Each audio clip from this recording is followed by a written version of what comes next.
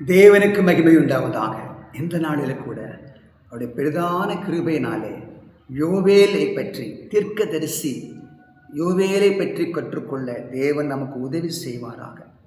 தம்முடைய இரக்கத்தை தேவன் மீண்டுமாக வெளிப்படுத்தவும், ஒரு நாள் தீமையை வென்று நமக்குள்ளே நம்மை சுற்றியும் அவருடைய சுகமளிக்கிற மீட்பின் பிரசன்னத்தை நிரப்பவும் தேவன் விரும்புகிறார் என்று யோவேல் மூலமாய் நம்மோடு பேசுகிறார். 1ஆம் அதிகாரத்தில் அழிவு தண்டனை குறித்து எழுதுகிறார். ஆனால் 2ஆம் அதிகாரத்தில் கர்த்தருடைய நாள் என்று சொல்லுகிறார். கர்த்தருடைய நாள் என்று சொல்லுகிறார். 12ஆம் வசனத்தில், நீங்கள் இப்பொழுதே உபவாசத்தோடும் அழுகையோடும் புலம்பலோடும் உங்கள் முழு இருதயத்தோடும் என்னிடத்தில் திரும்புங்கள். நீங்கள் உங்கள் வஸ்திரங்களை அல்ல, உங்கள் இருதயங்களை கிழித்து உங்கள் தேவனாகிய கர்த்தரிடத்திற்கு திரும்புங்கள். அவர் இரக்கமும் மன உருக்கமும் நீடிய சாந்தமும் மிகுந்த கிருபையும் உள்ளவர். அவர் தீங்குக்கு மனஸ்தாபப்படுகிறவர் என்று சொல்லுகிறார்.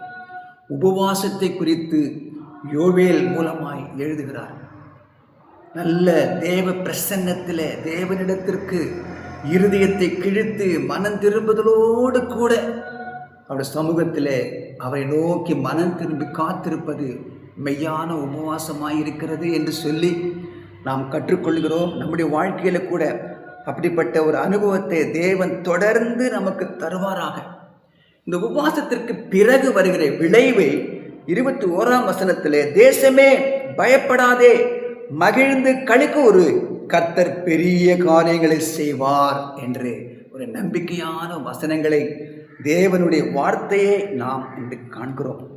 23ஆம் வசனத்தில், சியோன் குமாரரே, உங்கள் தேவனாகிய கர்த்தருக்குள் மகிழ்ந்து களிக்கூறுங்கள், அவர் தக்கபடி உங்களுக்கு முன்மாரியை கொடுத்து உங்கள் முன்மாரியும் பின்மாரியும் ஏற்கனவே வருஷிக்க பண்ணுவார்.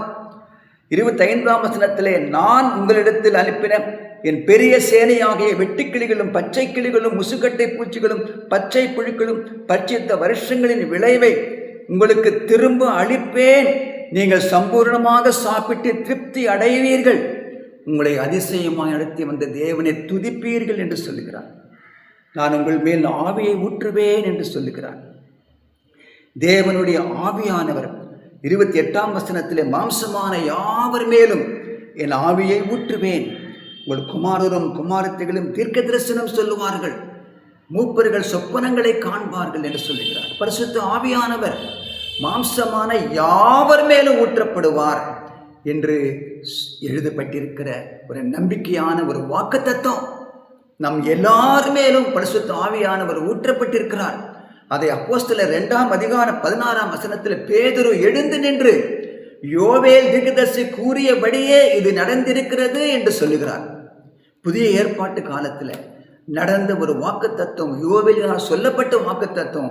பரிசுத்த ஆவியானவர் நம்மேல் இப்பொழுது ஊற்றப்பட்டு இருக்கிறார். நம்முடைய உள்ளங்களை, நம்முடைய இருதயத்தை நிரப்பி இருக்கிறார். அதை நாம் பலவிதமான அற்புதங்கள் அடையாளங்களோடு கூட நம்முடைய வாழ்க்கையிலே, நம்முடைய சபையிலே, நம்முடைய குடும்பத்திலே பிள்ளைகள் மூலமாய் காண முடியும் என்று சொல்லி நாம் கற்றுக்கொள்கிறோம். தேவன் தாமே உங்களை அப்படிப்பட்ட ஆவியானவருடைய நிரப்புதலினாலே, அவருடைய வல்லமை வரங்களினாலே, அற்புதங்கள் அடையாளங்களினாலே உங்களை பயன்படுத்தி இந்த தேசத்தை ரட்சிப்பாராக. ஒரு பெரிய மீட்பை உண்டு பண்ணுவார். கர்த்தர் உங்களை ஆசீர்வதிப்பாராக. God bless you.